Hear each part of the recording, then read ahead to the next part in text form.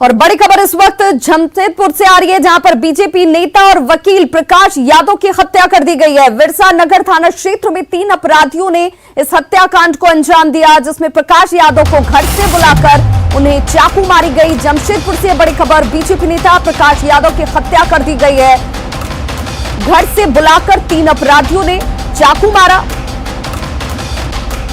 जमीन विवाद में इस हत्या की आशंका को जाहिर किया जा रहा है। जमशेदपुर में बीजेपी नेता प्रकाश यादव की हत्या के बाद से इस वक्त सनसनी। घर से बुलाकर 3 की संख्या जो अपराधियों की बताई जा रही है, इस हत्याकांड को अंजाम देकर फरार हो चुके हैं। परिजनों का रो रो कर बुरा हाल और एक बार फिर से कानून व्यवस्था को लेकर सवाल उठने लाजमी। और बताया जा रहा है कि जमीन विवाद इस पूरे हत्याकांड के पीछे की वजह हो सकती है। हालांकि पुलिस अपनी तहकीकात में तमाम बिंदुओं पर इस वक्त जुटी हुई है। बीजेपी नेता ने प्रकाश यादव के हत्यारों की जल्द गिरफ्तारी की मांग शुरू कर दी है। नाम के एक वकील साहब की एक हत्या हुई है। यहाँ पे प्राइमा फेसी जो जांच में बताया जा रहा है, ये बताया जा रहा है कि कोई ज़मीन विवाद है। इसमें कुछ संदिग्धों के नाम सामने आए हैं। पुलिस इसमें कार्रवाई कर रही है, जल्दी इसमें गिरफ्तारी की जाएगी। और सहयोगी आशीष तिवारी हमारे साथ इस वक्त फोन लाइन पर जुड़ चुके हैं। आशीष, ये तो पुलिस का अपना दृष्टिकोण जिस पर ये जांच की जा रही है, लेकिन परिजनों ने किसी पर शक शुबा जाहिर किया है। इन अपराधियों की गिरफ्तारी के लिए क्या कुछ किया जा रहा है इस वक्त?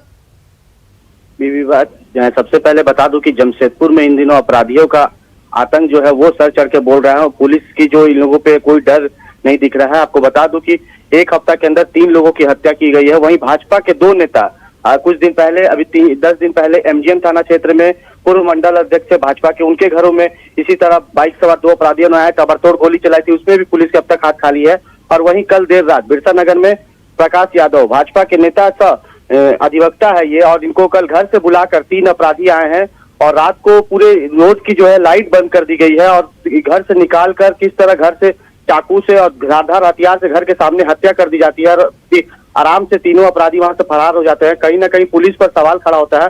हालांकि सिटी एसपी, डीएसपी मौके पर पहुंच गए थे और अब तक 4 लोगों की हिरासत में लिए गए। 4 लोगों को, जैसा कि बात सामने आ रहा है कि जमीन को लेकर इस घटना को अंजाम दिया गया है। जी विवाह।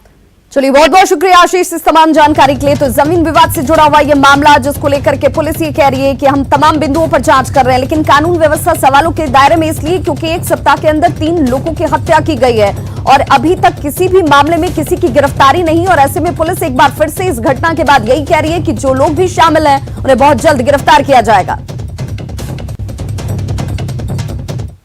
और कोरोना को लेकर क्या कुछ स्थिति झारखंड में, इस पर भी एक नजर डालना बेहद जरूरी। तो झारखंड में कोरोना मरीजों की संख्या अब जो है 6100 के पार जा चुकी है। देखिए, ये वो आंकड़ा बढ़कर अब पहुंच चुका है 6100 के पार। झारखंड में 24 घंटे में 374 नए मरीज सामने आ चुके हैं।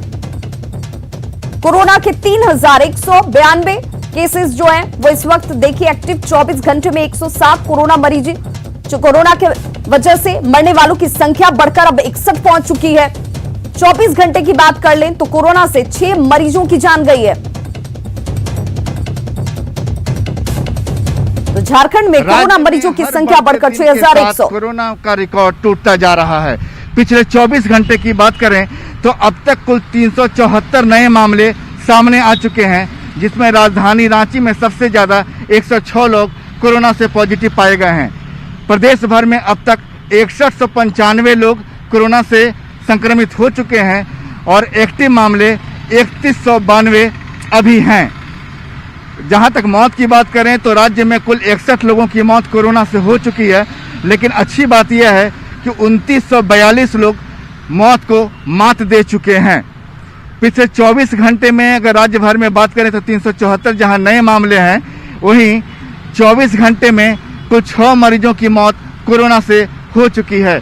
उम्मीद जताई जा रही है कि आज शाम कैबिनेट की होने वाली बैठक में सरकार इसको लेकर कोई सख्त कदम उठाएगी। कैमरामैन केडी के साथ संजय कुमार सिन्हा, न्यूज 18 रांची। तो रांची में आज हेमंत कैबिनेट की एक अहम बैठक है और इस बैठक में लॉकडाउन पर सख्ती समेत कई प्रस्तावों पर मोहर लगने की संभावना जाहिर की जा रही है। प्रोजेक्ट भवन में शाम 4 बजे ये बैठक की शुरुआत होगी, जिसमें सोबरन धोती साड़ी योजना पर मोहर लगने की भी संभावना है। मरीजों की बढ़ रही संख्या को देखते हुए राज्य सरकार आज बड़ा फैसला ले सकती है। आज शाम 4 बजे प्रोजेक्ट भवन में कैबिनेट की बैठक होने वाली है, जिसमें लॉकडाउन में सख्ती को लेकर के सरकार बड़ा फैसला लेने पर विचार कर सकती है।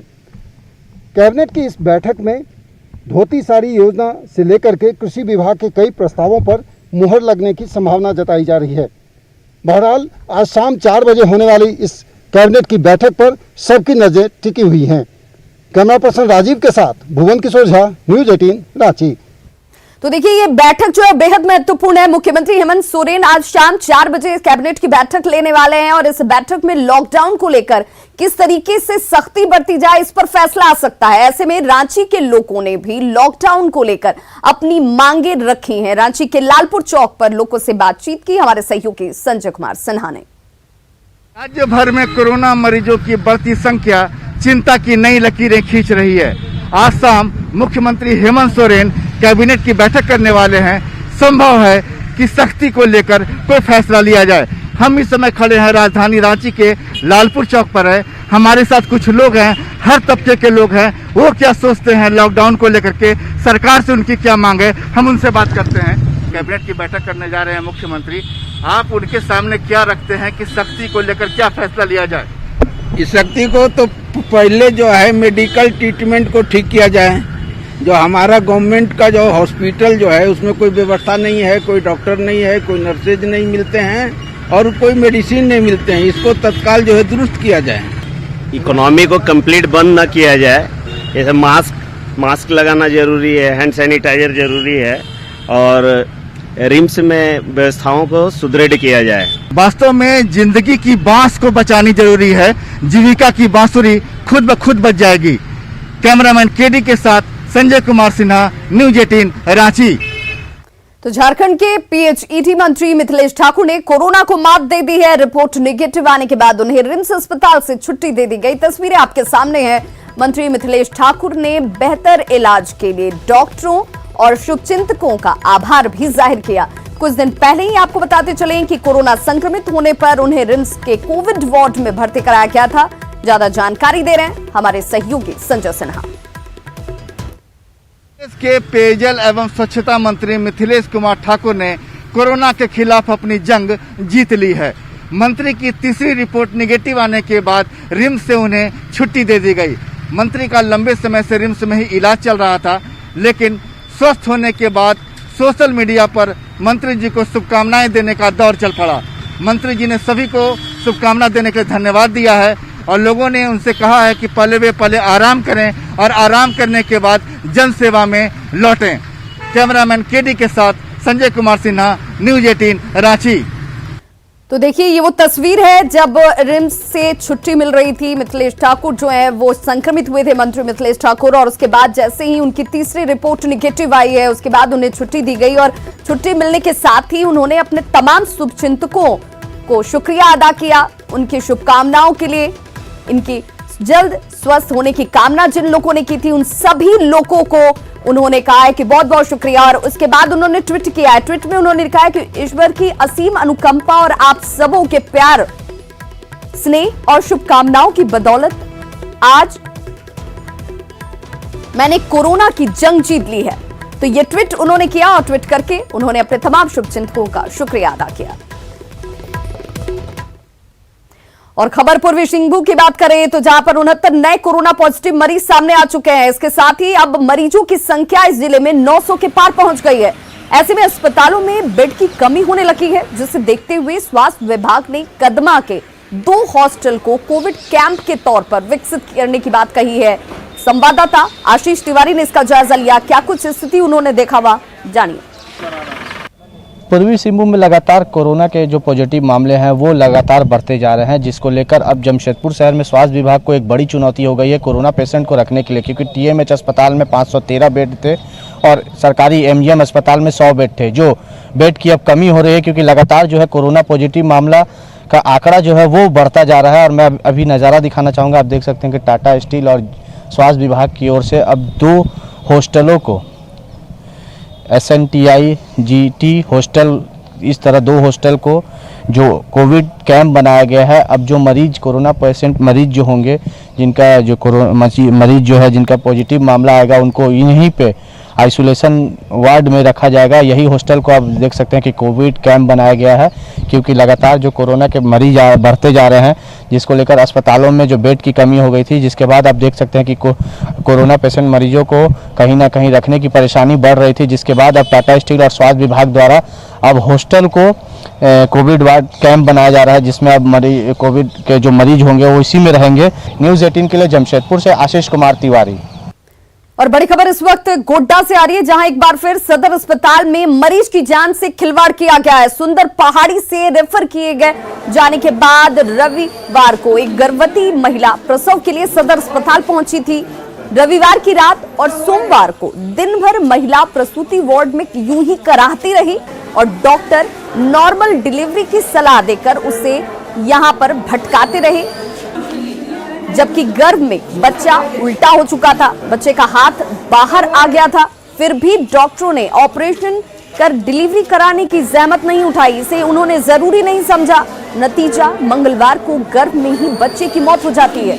इसके बाद डॉक्टर पूरी तरह से इस पूरे घटना के बाद से साफ तौर पर संवेदनहीन बने रहे और ऑपरेशन कर मृत बच्चे को नहीं निकाला जाता है। मरीज की मां अस्पताल के डॉक्टर और नर्सों के सामने हाथ जोड़ती रही, लेकिन किसी पर इसका कोई असर नहीं पड़ा, इनका दिल नहीं पसीजा।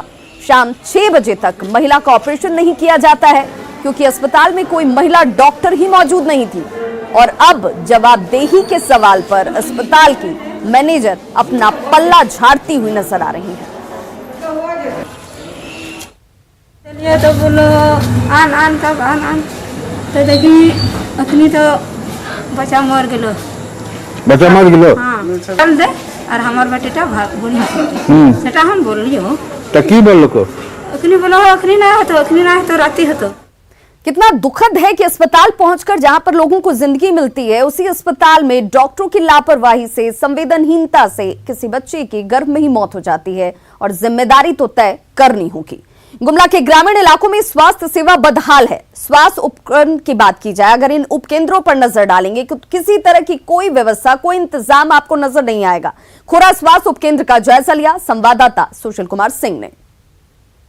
सरकार द्वारा ग्रामीण इलाकों में लोगों को स्वास्थ्य सुविधा बेहतर तरीके से मिल सके, इसलिए पंचायत स्तर पे जो स्वास्थ्य उप केंद्रों की स्थापना की गई है। अभी हम मौजूद हैं गुमला के खोरा जो स्वास्थ्य उप केंद्र वहाँ मौजूद है। आपको अंदर के तस्वीर को हम दिखाना चाहेंगे कि यहाँ पे जो स्वास्थ्य कर्मी है वो लोग मौजूद हैं और ये लोग नियमित रूप से यहाँ ड्यूटी करती हैं। इनसे स्पष्ट इन्होंने कहा है कि ये लोग नियमित रूप से यहाँ आती हैं और इनका प्रयास ये होता है कि जितना बेहतर हो सके ये काम कर सकें। लेकिन इनके साथ कई तरह की समस्याएं होती है। एक तो सामानों को रखने के लिए जो व्यवस्था होनी चाहिए वो सरकार की ओर से उपलब्ध नहीं कराया गया है। ऐसे ही यहाँ पर जो स्लेब है वहां पर सामान रखा जाता है। निश्चित रूप से कहीं ना कहीं अलमीरा की व्यवस्था होनी चाहिए और व्यवस्था बेहतर होनी चाहिए। दिक्कत होता ही है, परेशानी होता है हम लोग को पानी के लिए, तो बोरिंग चाहिए यहाँ, शौचालय भी चाहिए यहाँ। तो संभव नहीं है कि यहाँ पर डिलीवरी का काम हो सकता है। हाँ तो कैसे होगा? कराते हैं तो महिला को बाहर खुले में शौच के लिए या तो पेशाब के लिए कैसे हम लोग भेजें? यहाँ तो चारों तरफ खुला है, खुला में महिला कैसे जाएगी? शौचालय नहीं है, पानी का व्यवस्था नहीं है, प्रसव के लिए हम लोग को ऊपर से बार बार दबाव दिया जाता है कि प्रसव होना चाहिए यहाँ कह के।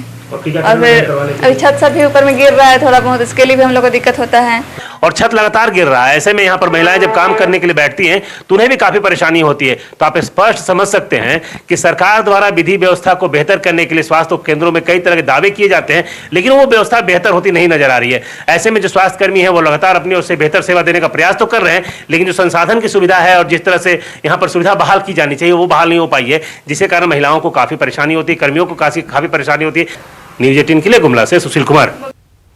दुमका में कोरोना संक्रमण से बचाव के लिए दुमका मेडिकल कॉलेज और अस्पताल में हैंड वॉश और डिसइंफेक्शनल टनल लगाया गया था, लेकिन कोविड सेंटर के सदर अस्पताल में शिफ्ट होने के साथ ही ये तमाम व्यवस्थाएं बंद हो चुकी हैं। जायजा लिया संवाददाता पंचम झा ने। कोरोना वायरस के संक्रमण को रोकने के लिए काफ़ी एहतियातन कदम उठाए गए थे। हम आपको डीएमसीएच के प्रवेश द्वार का नज़ारा दिखाना चाह रहे हैं। यह डीएमसीएच का प्रवेश द्वार है। शुरुआती दौर में इसे कोविड डेडिकेटेड हॉस्पिटल के रूप में परिवर्तित किया गया था और प्रवेश द्वार पर डिसइंफेक्शन टनल लगाया गया था। इसमें लाखों रुपये खर्च हुए। मकसद यह था कि इस मार्ग से जाने और आने वाले लोग संक्रमित ना हो, बल्कि उसके ऊपर केमिकल का फव्वारा गिरे और वह सुरक्षित इस डेडिकेटेड हॉस्पिटल में प्रवेश कर सके और यहाँ से बाहर निकल सके। लेकिन ना तो भारत से और ना ही विश्व से और ना ही झारखंड से कोरोना की समाप्ति हुई है, लेकिन अस्पताल की जो व्यवस्था है वह बदहाल हो गई है। जो प्रवेश द्वार पर हैंड वॉश यूनिट लगाया गया था, आज इस टंकी में पानी तो है लेकिन हैंड वॉश का स्थान खाली है। लोग इसका उपयोग पीकदान के रूप में करने लगे हैं। डिसइंफेक्शनल टनल शुरुआती दौर में इसका जो टेस्टिंग हुआ था उसके बाद यह कभी फंक्शनल नहीं हुआ। आज के दिन में डेडिकेटेड हॉस्पिटल पुराना सदर अस्पताल में भले ही शिफ्ट कर गया हो, लेकिन सवाल उठना लाजमी है, आखिर क्यों लाखों रुपया खर्च कर इसे बनाया गया था। पंचम कुमार झा, न्यूज़ 18, दुमका। ये हॉस्पिटल कोविड हॉस्पिटल के रूप में काम कर रहा था, तब ये चालू था। फिर तो कोविड हॉस्पिटल को शिफ्ट कराया गया और सदर हॉस्पिटल जो पुराना सदर हॉस्पिटल था उसमें रिमॉडलिंग करके उसको कोविड हॉस्पिटल के रूप में बनाया गया। झारखंड बीजेपी के अध्यक्ष दीपक प्रकाश आज राज्यसभा सांसद के तौर पर शपथ लेने वाले हैं और इस दौरान वे प्रधानमंत्री नरेंद्र मोदी से भी मुलाकात करेंगे।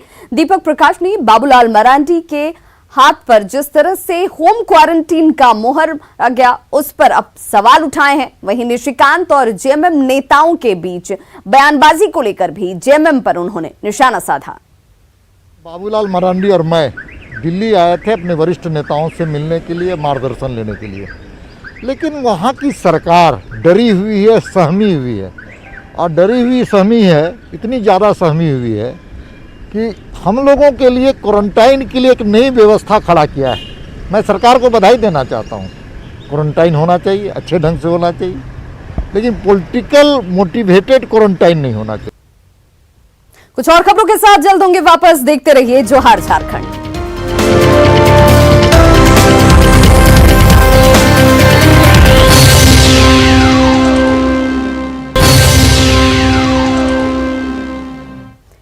ब्रेक के बाद एक बार फिर से आप सभी का बहुत स्वागत है। गुमला में धान की रोपनी तेज हो गई है और इस दौरान महिलाओं की मस्ती का एक वीडियो सोशल मीडिया पर वायरल हो रहा है। ये तस्वीरें देखिए। इन तस्वीरों को देखकर आप इनकी खुशी, इनकी मस्ती का अंदाजा लगा सकते हैं, जिसे काफी पसंद किया जा रहा है।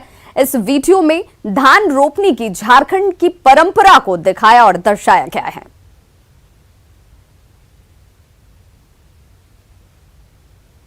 तो खबरों का सिलसिला लगातार जारी। आप देखते रहिए न्यूज़ 18 बिहार झारखंड।